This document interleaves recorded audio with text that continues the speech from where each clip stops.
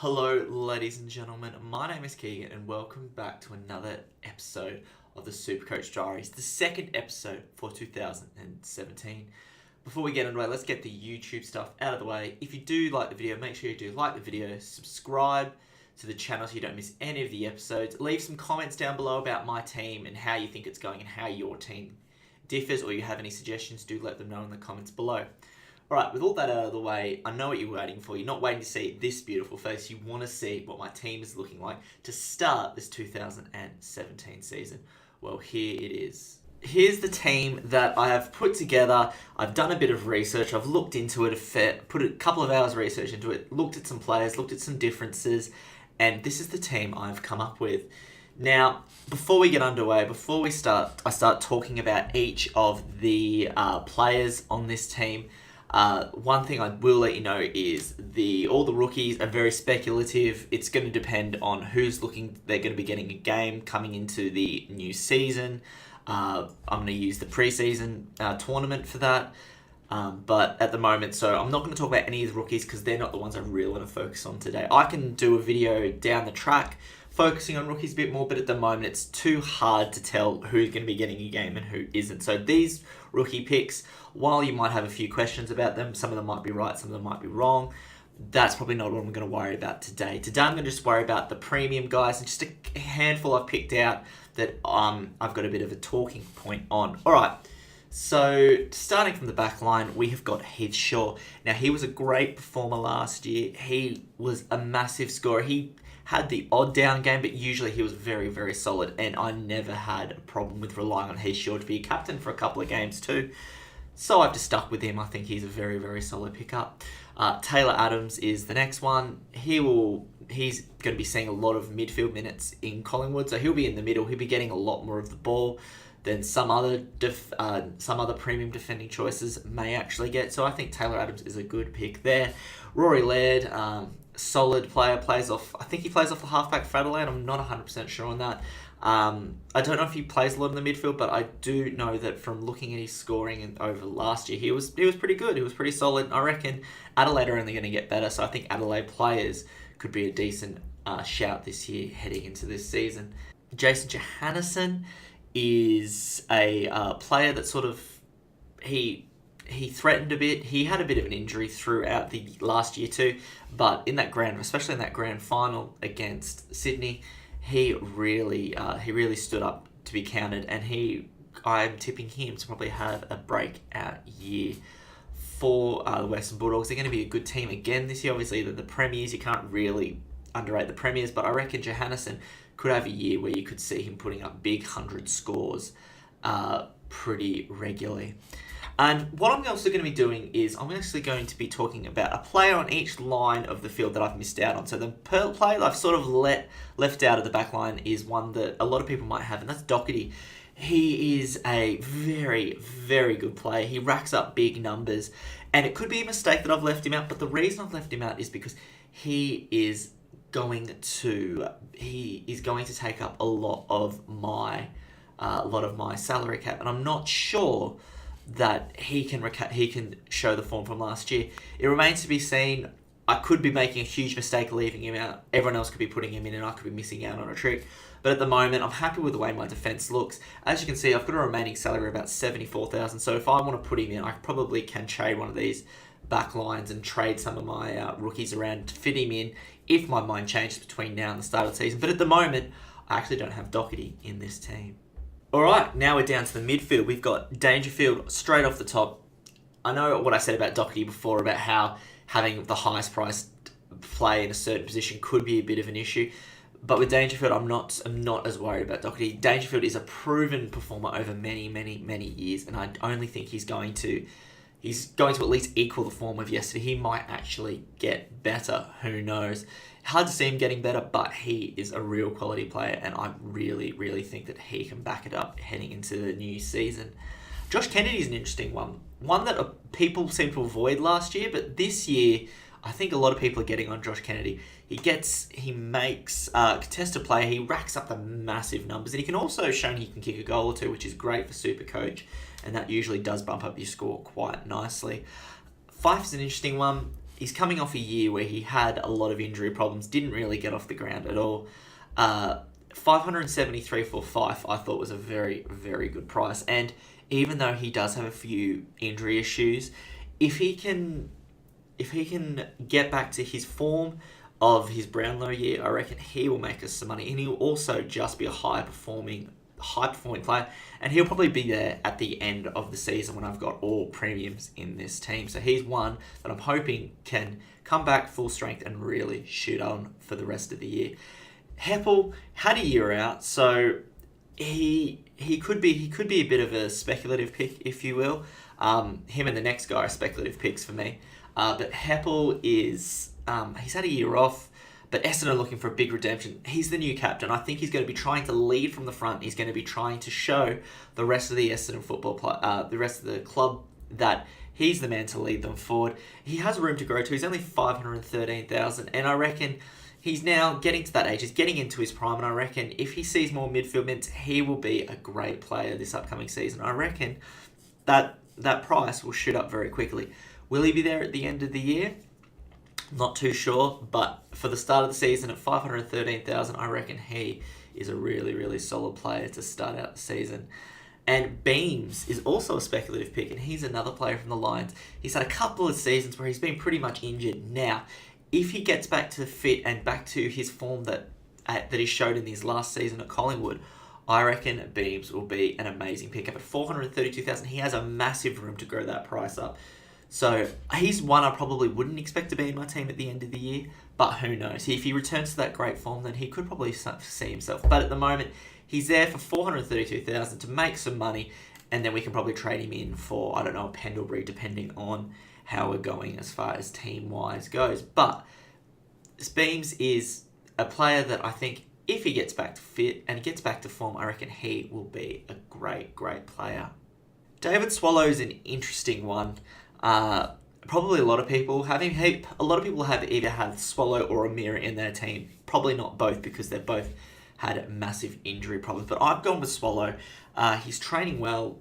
He's training well for the Suns at the moment. He has an amazing price, 280,000 for a first round for a number one draft pick, who is previously a best and fairest winner at the Suns. He has a lot to show, and he's probably going to be the big grower in the middle this year. He'll probably keep him to maybe round 9, round 10, or round 9's the buy for the Suns. So you could keep him to round 9, and if he's made you all this money, you could look to trade him in then. But we'll wait and see, and we'll see how he gets on. Now, for the player that missed out in the middle, that I hadn't originally, I sort of worked around, and then I decided to actually get rid of him, was Ablett. The past years, he's been in and out of the team. He's had great games, especially last year. He had a few really quality games, but that shoulder is really a worry. And now with this, he's unsettled. The news that he could be unsettled at the Suns, it might affect his performance on field. Personally, as a Suns fan, I don't think it's going to affect his performance, but I don't reckon that he will. I don't reckon he'll hit his top form that we expected of him over the past few years. But again, I could be wrong, but it's just a bit too much of a risk for me with everything going on around him at the moment. The ruck situation is one that a lot of people are probably going to have the same sort of ruck setup I've got, and I'm going to explain why I've gone for this. And then I might even give a mention to my reserve ruckman. Gawn, absolute monster last year, absolutely monstered the ground, and with this third up rule being taken away, he will only get better. That's how a lot of teams combated him. Will try to combat him last season, was the third man up, but now he hasn't got that to compete against. So he should be getting more hit outs, and he'll be looking to get more ball around the ground, and that's what he showed. He could get the taps, but he could also be a force and a physical presence around the ground, and I reckon he'll continue that this season. Aaron Sandilands is one that 308,000. He's very, very hard to go past. There are years that he started out at Gawn's price, but this season only at 308 because he's had interrupted injuries. But I don't think he's going to last the whole year. He's one that I definitely probably will trade in. I reckon he'll make us a lot of money in the first 9, 10, 11 rounds.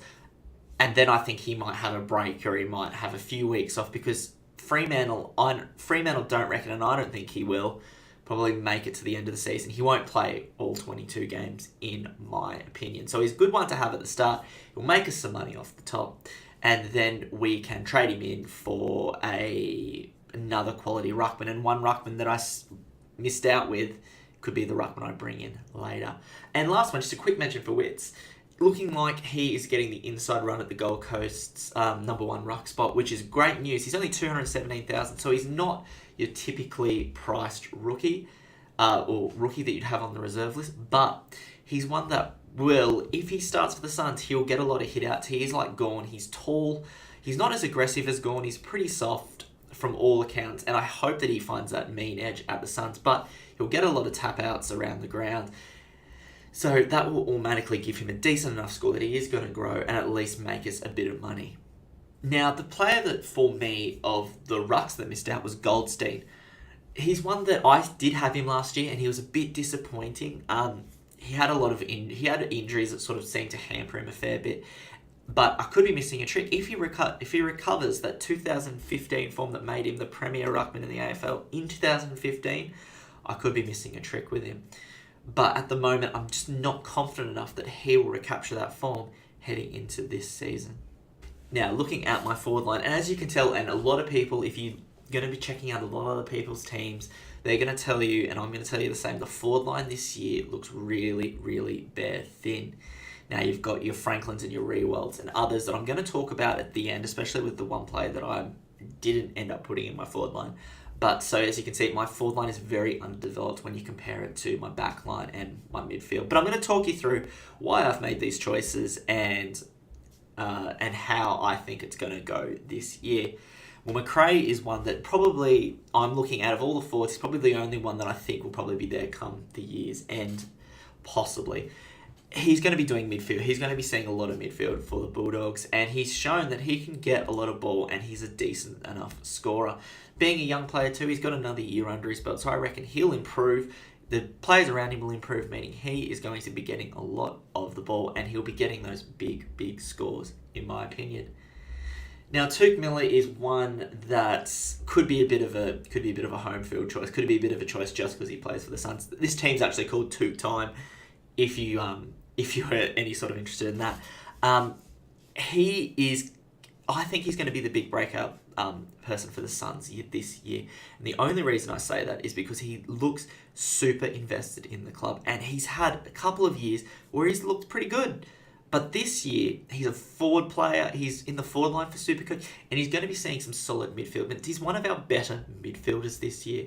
So he's going to be in there a lot. He's going to get a lot of the ball, and I reckon he could be making some big, big scores. Or maybe not massive. He probably won't be getting 150 pluses.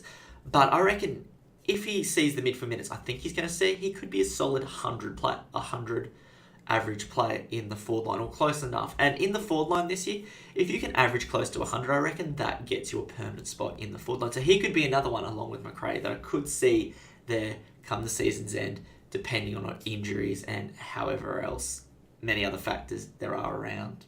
Bennell is a sad case for the Suns because he's the one that got away, but he didn't play any football last year. He had this chronic calf issue, which he did have at the Suns. So he hasn't really got off to a start. He's actually played a proper senior game for Fremantle yet. And he's having these behaviour issues, which we know he had at the Suns. He seems to be having them again at the Dockers. But I hope, just as a person in general, that he's able to get back to his best on the field and also sort himself out off the field, because he's an amazing player to watch when he's up and going. I'm actually tipping him to be this year's Daniel Wells. Remember last in 2016, Daniel Wells came in. He was a forward line option that could also play in the midfield that people were sort of unsure about. Will he get through the season? Daniel Wells ended up getting through the season, ended up getting a massive contract from the Pies, and now moved. And so he really benefited in a Supercoach sense from being really low, picking him up and making everyone a lot of money. He even made me a lot of money also. And I reckon Bennell will be that this season if he can get back to his best. Now, the last one, I'm glad he's in my team. I'm glad he's back playing football, and that is Jared Ruffhead. He's battled so much. You hear his story through the media about fighting cancer and all that, and I'm glad he's back in the AFL, and I'm happy to have him in my team. he'll be a key player for Hawthorn. He's pretty much their only proper solid key forward. Now they're saying that they've got Vickery now, but Roughhead's on a completely different level to Vickery, and I reckon that Roughhead he'll be the target man for Hawthorn. If Hawthorn are going forward and they're looking for that big target, Roughhead is exactly where they'll aim. He'll kick goals this year for sure, and he also might see some ruck minutes. Remember, there was a couple of seasons ago he was predominantly playing in the ruck, imposing himself in the midfield. I don't reckon he's going to do that this time around, but he could be a bit of a chop-out ruckman, and he could see some midfield minutes, so that could give him a bit of extra score that could put him up towards that key 100 average. Now, the player that missed out is one that I did have him in, and it's probably, out of all the players that have missed out, he's probably the one I closest had to keeping him in this forward line, and that is Nick Riewoldt. He's a quality player. He's going to be playing on the wing this year, so he's going to be seeing a lot of midfield minutes, and he's going to be getting up and around the ball a fair bit. But my one question is, he's another year older. Now, I don't want to be sounding like a doomsayer going, Riewoldt's cooked, Riewoldt's done. But I don't reckon he's going to play 22 games this year. I reckon he's going to maybe play 18, 17, depending on if St Kilda make finals, of course. He could play more or less depending on that.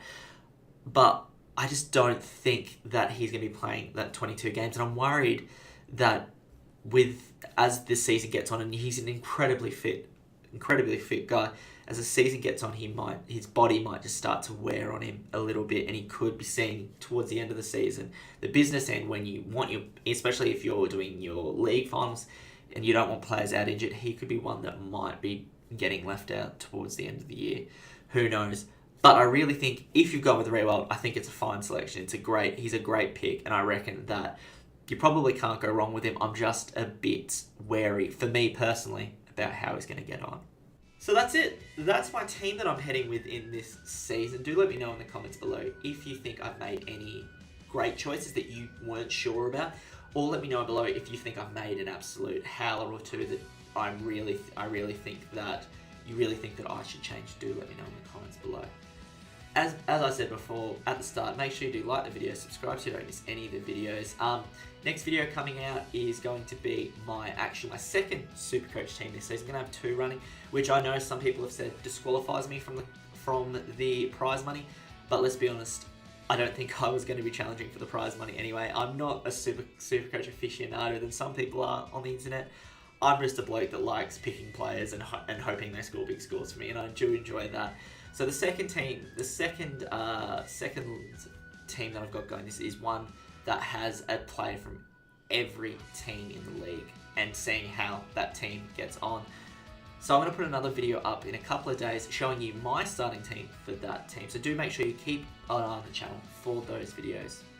Anyway guys, thank you for watching. I hope you enjoyed. I hope you gave me some ideas, or I hope that you can give me some help too to make sure that I improve as a Supercoach player.